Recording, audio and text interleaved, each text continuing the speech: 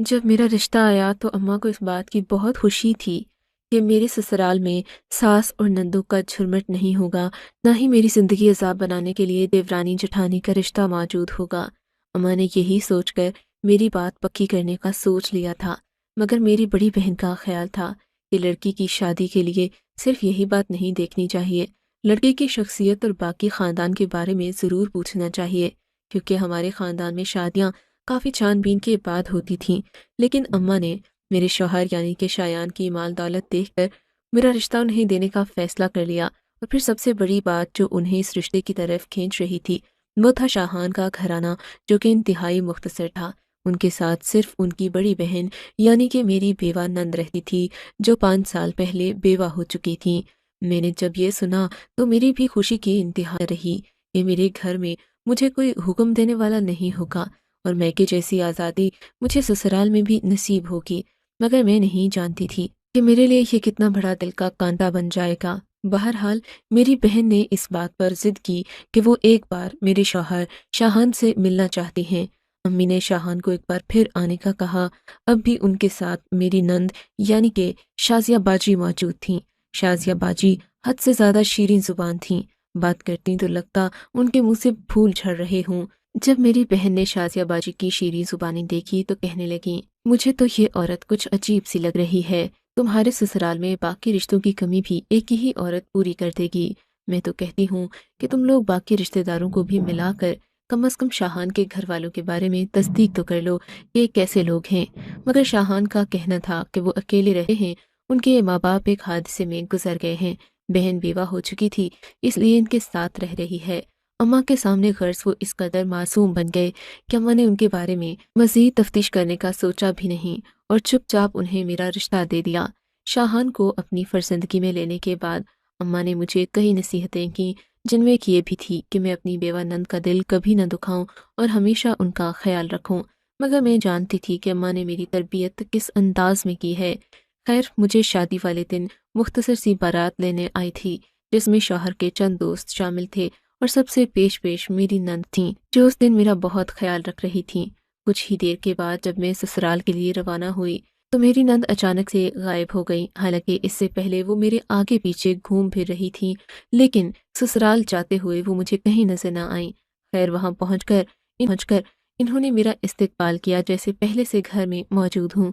हैरत की बात यह थी कि घर में बाकी मेहमानों को आने नहीं दिया गया, या शायद इन लोगों को खुद ही कोई मसरूफियत आड़े आ गई थी, जो इनमें से एक भी ससुराल में नहीं रुका। हालांकि शादी वाले घर में अक्सर मेहमान रुकते हैं। बहरहाल मेरी नंद अकेली मुझे मेरे कमरे की तरफ लेकर गई। ये देखकर मेरी हैरत की इंतहा न रही कि वो कमरा बिल्कुल भी तैयार हुआ नहीं था, उसे तो सजाया भी न गया था। मेरी नंद जो इतनी शीरी जुबान थी, मेरा इस कदर ख्याल रखती थी, इन्होंने मेरे लिए एक भी इंतजाम नहीं किया। बल्कि ये देखकर मेरे तो रोंगटे खड़े हो गए कि इस कमरे की छत पर छोटे छोटे लाल बेग चिपके थे। हालांकि ये लोग काफ़ी अमीर थे, इनका घर भी बहुत खूबसूरत होना चाहिए था, लेकिन ये क्या, जगह जगह से पेंट उखड़ा ये मामूली सा कमरा। मुझे तो इसे देखकर ही उलझन होने लगी आ, मुझे तो इसे देखकर ही उलझन होने लगी। मेरी नंद मुझे यहाँ छोड़कर बाहर चली गई, जबकि मैं अपने शौहर शाहान का इंतज़ार करने लगी। थोड़ी देर बाद शाहान कमरे में दाखिल हुए। इन्होंने कमरे में नज़र दौड़ाई और फिर गुस्से से कहने लगे, तुम्हें यहाँ किसने बिठाया है? उठो, मैं तुम्हें तुम्हारे कमरे में ले चलता हूँ। वो मुझे लेकर दूसरे कमरे में गए तो उसकी तैयारी बहुत अच्छी थी। जगह जगह फूल लगे हुए थे और बेड को भी खूबसूरती से आरस्ता किया गया था। ये देखकर मेरा दिल खुश हो गया, मगर समझ न पाई कि मेरी नंद ने मुझे गलत कमरे में क्यों छोड़ा है। खैर, बात आई गई हो गई। मैंने सोचा कि अब मैं अपने शौहर का दिल जीत लूंगी। इन्होंने मुझे पहले भी कहा था कि शाजिया का खास ख्याल रखना, सो मैंने दिल में तहैया कर लिया कि दोनों बहन भाइयों के लिए जिंदगी पहले से आसान कर दूंगी। वैसे भी मैं गरीब घराने से थी, घर के काम काज करना, कहते हैं कि आगे वाले इंसान को देखकर रवैये में बहुत सारी तब्दीलियां आ जाती हैं। जब मैं सुबह उठी, मेरी नंद ने हम दोनों के लिए नाश्ता तैयार कर रखा था। नाश्ते के बाद शौहर फौरन ऑफिस चले गए, जबकि मैं नंद के साथ अकेली रह गई। मेरी नंद ने मुझसे खाने पीने का मजीद कुछ पूछा और फिर किचन में बर्तन धोने चली गई। मैं भी अपने कमरे में आ गई। सारा दिन मेरी नंद काम करती रही। दोपहर का वक्त हुआ तो मैं अपने कमरे से बाहर निकली। देखा तो नंद कहीं भी नजर नहीं आ रही थी। میں ان کے کمرے میں گئی تو ہلکی ہلکی سسکیوں کی آواز آ رہی تھی۔ میں نے دیکھا وہ اپنے کمرے میں بیٹھی بری طرح رو رہی تھی، یہاں تک کہ اس کا وجود کانپ رہا تھا۔ میں ہلکی سی دستک دے کر کمرے میں داخل ہوئی تو انہوں نے اپنے آنسو پونچھے اور میری طرف دیکھنے لگیں۔ میں کھانا بناتی ہوں۔ وہ جلدی سے اٹھ کھڑی ہوئیں۔ نہیں شازیہ باجی، کھانا چھوڑے، پہلے یہ بتائیں آپ اس قدر ہوئی ہے؟ نہیں ایسی کوئی بات نہیں، تم اپنے کام سے کام رکھو۔ انہوں نے قطرے بے رخی سے کہا تو میں نے بھی ٹھان لی کہ میں دوبارہ ان سے کوئی بات نہیں پوچھوں گی۔ کھانا بناتے ہوئے بھی وہ مسلسل روتی رہیں۔ میں نے ان کی کسی بات پر کوئی توجہ نہیں دی، وہ مجھے بتانا ہی نہیں چاہتی تھیں۔ تھوڑی ہی دیر کے بعد میں کھانا کھا کر اپنے کمرے کی طرف جا رہی تھی کہ میری نظر نند کے کھلے ہوئے کمرے پر پڑی، جہاں وہ اکثر کپڑے وغیرہ رکھتی تھیں، جبکہ دوسرے کمرے میں سونے کے لیے بستر بچھا رکھا تھا۔ میں نہ چاہتے ہوئے بھی اس کمرے میں داخل ہو گئی۔ دیکھا تو وہاں ایک گلاس ٹوٹا پڑا تھا، جبکہ ایک عروسی جوڑا بھی صندوق کے اوپر رکھا تھا۔ مجھے یہ دیکھ کر سخت حیرانگی ہوئی کہ میری ہی شادی والے دن یہاں پر عروسی جوڑے کا کیا کام؟ جبکہ یہ عروسی جوڑا میرا بھی نہیں تھا تو پھر یہاں کیسے آیا اور کس کا تھا؟ پھر میری نند کا رونا میری سمجھ سے چیزیں باہر تھیں۔ میں اپنے کمرے میں آ گئی اور سوچنے لگی کہ اس سب کے پیچھے آخر کیا راز ہے جو میری نند مجھے بتا بھی نہیں پا رہی۔ کہیں میری نند کی شادی تو نہیں تیار تھی جو میرے شوہر نے زبردستی رکوا دی ہو؟ عموماً بھائی ایسا ہی کرتے ہیں، اپنی بیوہ بہنوں کی دوبارہ شادی میں کافی رکاوٹیں ڈالتے ہیں کہ بات ان کی غیرت پر آتی ہے، مگر میں نے اس پر کوئی بات نہیں کی۔ شام کو میرا شوہر گھر آیا، میں نے ان سے اس بات کا ذکر کیا تو وہ چڑ کر بولے، تمہیں اس ڈائن کے بارے میں سوچنے کی کوئی ضرورت نہیں ہے، وہ اس گھر میں صرف اور صرف کام کے لیے ہے، تم اس سے جتنا مرضی کام کرواؤ، مجھے کوئی پرواہ نہیں، بس اس کے بارے میں مجھ سے کوئی بات نہ کرنا۔ اپنے شوہر کا یہ رویہ دیکھ کر میری تو حیرت اور خوشی کی انتہا نہ رہی، یعنی کہ میری نند کا یہ رویہ بلا وجہ نہیں تھا۔ میرا شوہر ان سے اچھی خاصی نفرت کرتا تھا اور وہ انہیں واقعی اس گھر میں کسی بوجھ سے کم نہیں، مطلب میں اس گھر کی صحیح اور اصل حکمران تھی۔ اگلے دن تو میں نے اپنی نند پر ظلم کے پہاڑ توڑ دیے۔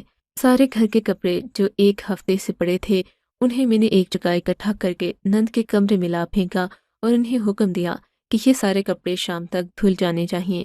میری نند نے اف تک نہ کی اور کپڑے لے کر واشنگ مشین تک چلی گئی۔ میں نے بجلی کا خرچہ بہانہ بنا کر ان کے لیے مشین بھی بند کر دی اور کہا کپڑے ہاتھ پر ہی دھونا پڑیں گے، کیونکہ گھر میں اس قدر بجلی کا بل آئے گا تو ہم لوگ اپنی جیب سے کیسے بھریں گے؟ آپ تو ہٹی کٹی ہیں، آپ اگر کپڑے دھو لیں گی تو آپ کا کون سا بل آ جائے گا؟ میں اس قدر سنگ دل ہو گئی تھی کہ اپنی اوقات بھی بھول گئی کہ میں خود کس گھرانے سے تعلق رکھتی ہوں۔ میری نند نے آنسو بھری نگاہوں سے ایک بار پھر مجھے دیکھا اور بولی، میری کمر میں درد ہوتا ہے، میں اتنے زیادہ کپڑے نہیں دھو سکتی، مجھے مشین لگانے دو ورنہ میں کپڑے نہیں دھوؤں گی۔ اتنا کہنا تھا کہ میں ان پر برس پڑی۔ شازیہ باجی، آپ کپڑے نہیں دھوئیں گی تو اس گھر میں رہیں گی کیسے؟ اب چپ چاپ کپڑے دھل جانے چاہیے ورنہ مجھ سے برا کوئی نہیں ہوگا۔ شازیہ باجی کو میں یہ کہہ کر اپنے کمرے میں آ گئی۔ تھوڑی دیر بعد کپڑے دھونے کی آواز آنے لگی، میرے لبوں پر مسکراہٹ پھیل گئی۔ اپنی فتح کا جشن منانے کے لیے میں نے اماں کو فون کیا، انہیں ساری بات سے آگاہ کیا، مگر خلاف توقع اماں خوش ہونے کی بجائے پریشان ہو کر بولیں، بیٹی تم کو ایک بات بتانی تھی، تم جلد سے جلد اپنی اولاد پیدا کرو، تمہارے شوہر نے تم سے اولاد کی خاطر ہی شادی کی ہے، ہر مرد ایسا ہی کرتا ہے۔ اماں کی بات سن کر مجھے عجیب سا لگا۔ اماں، آج آپ اچانک اولاد پیدا کرنے کے فوائد کیوں بتا رہی ہیں؟ میں نے تو آپ کو اس ڈائن کے بارے میں کچھ بتانا تھا۔ نہیں بیٹی، ایسا نہیں کہتے، کام سے کام رکھا کرو، اپنی نند کے بارے میں کسی سے کوئی بات نہ کرو، اپنے شوہر کو بھی اس کے بارے میں کچھ نہ بتایا کرو۔ اماں نے یہ کہہ کر فون تو رکھ دیا مگر مجھے بے چین کر دیا۔ ہر کوئی مجھے میری نند سے اچھا رہنے کی تلقین کیوں کر رہا تھا، جبکہ وہ تو تھی ہی اسی قابل۔ اگر ایسا نہ ہوتا تو اپنا سگا بھائی اس عمر میں ان سے یہ سلوک کیوں کرتا؟ پھر میرے شوہر کے آنے کا وقت ہو گیا تھا، شام کا کھانا پک کر تیار ہو گیا تھا، کپڑے بھی تقریباً دھل چکے تھے۔ میری نند کے چہرے پر تھکن کے واضح آثار تھے۔ میں نے سوچی سمجھی اسکیم کے تحت انہیں چارپائی پر لیٹنے کا کہا۔ آپ تھک گئی ہوں گی شازیہ باجی، آئیں میں آپ کے پاؤں دبا دوں۔ میں نے شازیہ باجی سے کہا تو وہ حیرت سے مجھے دیکھنے لگیں، پھر ناسمجھی میں آ کر چارپائی پر لیٹ گئیں۔ میں ان کے پاؤں دبانے لگی۔ 5 منٹ ہی گزرے تھے کہ دروازے پر دستک ہوئی۔ میں نے دروازہ پہلے سے کھول رکھا تھا۔ شاہان نے آنے کی بجائے کھولا اور اندر آ گئے۔ انہوں نے جب مجھے اپنی نند کے پاؤں دباتے دیکھا تو غصے سے بپھر گئے۔ شازیہ تم اس سے اپنے پاؤں دبواتی ہو۔ انہوں نے جب میری حمایت کی تو مجھے بھی نہ جانے کیا سوچی، آنکھوں میں آنسو بھر لیے اور شوہر کے آگے رونے گڑ گڑانے لگی۔ جی شاہان، سارا دن میں کپڑے دھوتی رہی، انہوں نے مجھے بجلی پر مشین بھی نہیں لگانے دی کہ کہیں بل نہ آ جائے، اور اب مجھ سے اپنے پاؤں دبوا رہی ہیں۔ میں تو اس گھر میں آ کر پچھتا رہی ہوں، وہ کون سی منحوس کھڑی تھی جب اماں نے مجھے یہ گھر آرام دہ سمجھ کر یہاں بھیج دیا۔ میری بات سن کر میرے شوہر کو بھی غصہ آنے لگا، جبکہ میری نند پھٹی پھٹی نگاہوں سے مجھے دیکھنے لگی۔ وہ واقعی بہت تھکن زدہ لگ رہی تھیں۔ تھوڑی دیر گزری کہ میں اپنے شوہر کے ساتھ کھانا کھانے اپنے کمرے میں آ گئی۔ میری نند کے بارے میں مجھے کچھ نہیں پتا کہ اس کے بعد ان کا کیا رد عمل تھا، مگر ایک بات اب واضح ہو گئی تھی کہ میری نند نے خود کو نوکرانی کے طور پر اس گھر میں قبول کر لیا تھا، اور شاید وہ بہت بے بس ہو چکی تھی۔ مگر پھر ایک عجیب بات ہوئی جس نے میرے سارے سکون کو آگ لگا کر رکھ دی۔ میرا شوہر رفتہ رفتہ بدلنے لگا۔ ہماری شادی کو تقریباً 1 سال ہو گیا تھا۔ ابھی تک اللہ نے مجھے اولاد کی نعمت سے نہیں نوازا تھا۔ شاید اس وجہ سے بھی میرے شوہر کا رویہ مجھ سے اکھڑا اکھڑا رہنے لگا، لیکن میں جانتی تھی کہ میری اہمیت ابھی بھی میری نند سے زیادہ ہے، جبکہ اب یہ سب کم ہوتے ہوتے اس حد تک آ گیا تھا کہ میرا شوہر میرے سامنے میری نند کی بے عزتی نہ کرتا بلکہ عزت سے پیش آتا، جبکہ ان کا روکھا پھیکا رویہ اب زیادہ تر میری طرف تھا۔ وہ مجھے جھڑکتے، مجھے ڈانٹتے اور ٹوکتے رہتے۔ یہ بات مجھ سے برداشت نہیں ہوئی۔ مجھے لگنے لگا تھا جیسے میرے برے دن اس گھر میں شروع ہو گئے ہیں۔ میں نے اپنی اماں سے مشورہ مانگا۔ ان کے تو ہاتھ پاؤں ہی پھول گئے، جیسے وہ کوئی بہت بڑا راز جانتی ہوں، اور اب وہ راز مجھ پر قیامت بن کر ٹوٹنے والا ہو۔ اماں مجھے کوئی بات نہ کہتی، بس یہی بتاتی کہ تم کو صبر سے کام لینا ہے، اللہ سے دعا کیا کرو کہ وہ تمہیں حوصلہ دے اور نیک اولاد سے نوازے۔ میں نے اپنی ماں کو اب گھر کے حالات بتانا چھوڑ دیے، کیونکہ ان کی طرف سے صرف مایوسی کے سوا مجھے کچھ نہ ملتا۔ ایک دن میری آنکھ کھلی تو ذہن میں سب سے پہلا نام شازیہ کا آیا۔ نہ جانے کیوں میں اٹھتے ہی اس کے کمرے کی طرف چلی گئی۔ اب تو وہ ناشتہ بنانا بھی چھوڑ چکی تھی۔ میرا شوہر باہر سے ناشتہ کرتا، جبکہ مجھے گھر میں خود کھانا بنانا پڑتا۔ اگر میں شوہر سے نند کی شکایت کرتی تو وہ یہی کہتے کہ تمہیں اپنے کام خود کرنے چاہیے، بیچاری شازیہ کو تم کیوں تکلیف دیتی ہو۔ یہ بات سن کر میرے تن بدن میں آگ لگ جاتی۔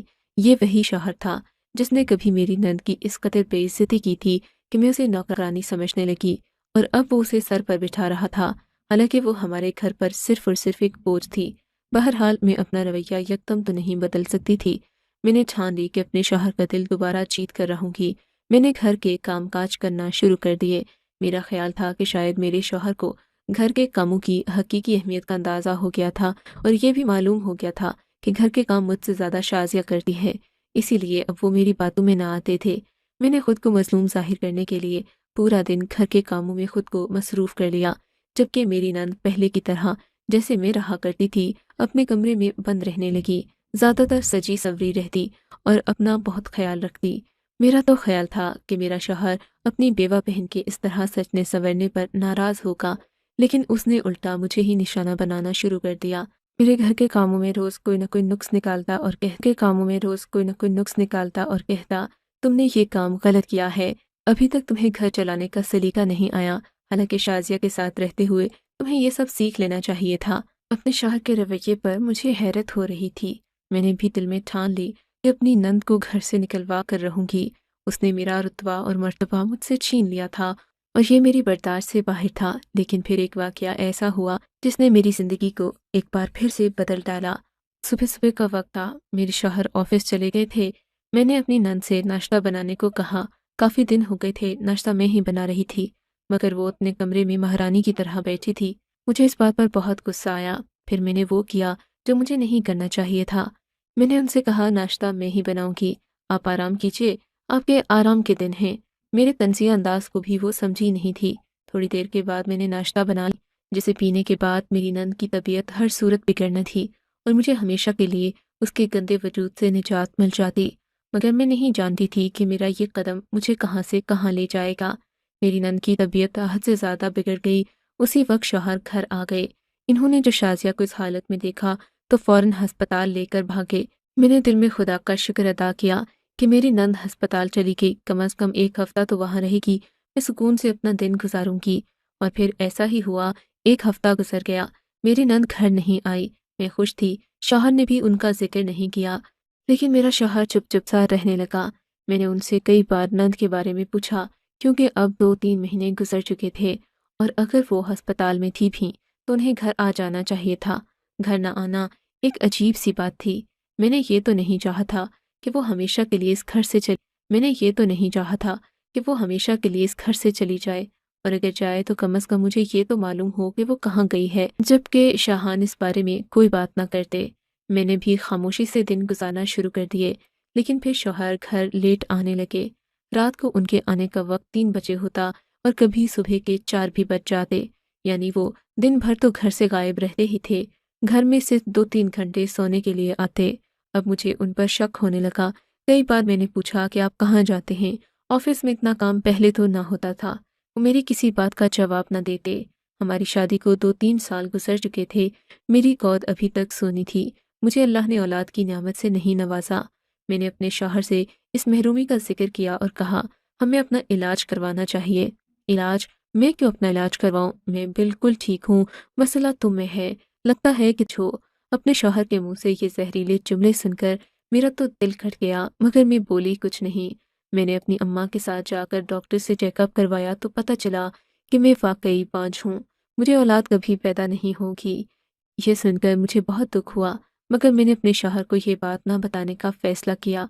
मैं नहीं चाहती थी कि वो मुझसे नफरत करे, लेकिन उन्हें जैसे इस बात से फ़र्क भी नहीं पड़ता था।